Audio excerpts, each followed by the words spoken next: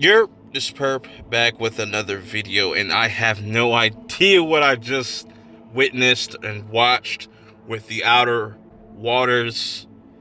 This is a brand new horror film coming. I think Screambox is distributing this. It's on Streambox.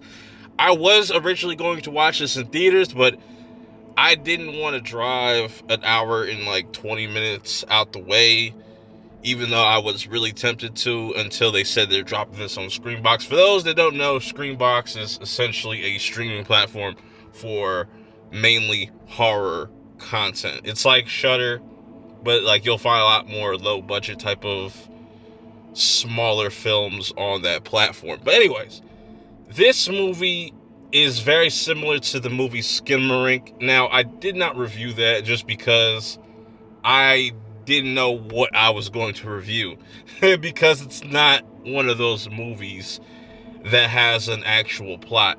Similar to this movie, where there's this new kind of horror kind of genre trying to emerge. It kind of borrows from found footage. It is a found footage movie, but it's mostly all about sound and visuals and just the atmosphere, and some people might not like that, or this might not be your cup of tea. I'm curious to see how other horror fans feel about this. Now, I heard through the grapevine that a lot of people enjoyed this movie, and I was definitely one of those people. But don't go into this movie thinking like this is going to be like some type of Blair Witch, even though you can compare this to the Blair Witch.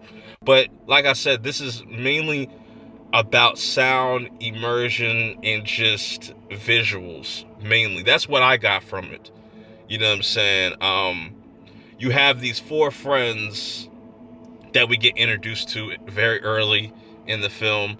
The first two being Robbie and Scott. They are brothers. Robbie is the cameraman most of the time, and they're getting ready to go out on this camping trip. And also, one of their girlfriends, I forget which one was whose, but Michelle, the blonde-haired chick in this, is a musician. She's a singer. And they decide to also kind of get away from everything and shoot this music video out here. But not knowing what is about to pretty much unravel throughout this film, which it does take a minute for this movie to kind of get going, because it starts off just as this like 911 call, and you just hear all these distorted voices and whatnot. Then we get introduced to our characters, then they hit the road, and it's almost like a road trip. But as they're kind of heading towards their destination, weird stuff does happen. You know what I'm saying? It's just there to kind of build up and get you used to these characters. It's a very slow burn. You know what I'm saying? It's a very slow burn, but when stuff happens, and it's very weird, very bizarre. I loved every minute of it. I will say, though, like I said in the beginning of this review, that this is not going to be everybody's cup of tea. But to get the best experience, I would highly recommend you watch this with some headphones, or if you have a crazy sound system, crank that shit up, because just the sound design is really impressive, and just the visuals as well. For it being a found footage, it's very clean and very bright and vivid, very eerie at times too. I can see some people being kind of frustrated with the in the dark scenes, because all you do is hear sounds, and distorted voices or sounds and whatnot. You don't really see what exactly happens to certain characters.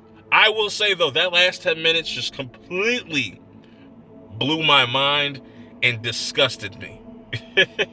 I was just like, I did not see that coming at all. Overall, though, I enjoyed this more than Skinamarink, because Skinamarink literally was very frustrating to watch. This movie, however, I felt more immersed. I do wish that they kind of played around with the different perspectives. Like, we saw what happened to each individual character, but not all the characters had cameras. It was only really Robbie. Yeah, Let me know how you guys feel about this movie if you get around to watching it in the comments below. If you are looking to watch this movie, definitely check it out on the Screenbox, or just, I think it's going to be on VOD eventually, if it's not already. But yeah, I had a fun time with this. I can't wait to see what other horror movies come out, because this is definitely the trippiest one that I've seen thus far. And 2023 is looking like another strong year for original horror movies. Till next time, though, I'll see y'all in the next video. Peace.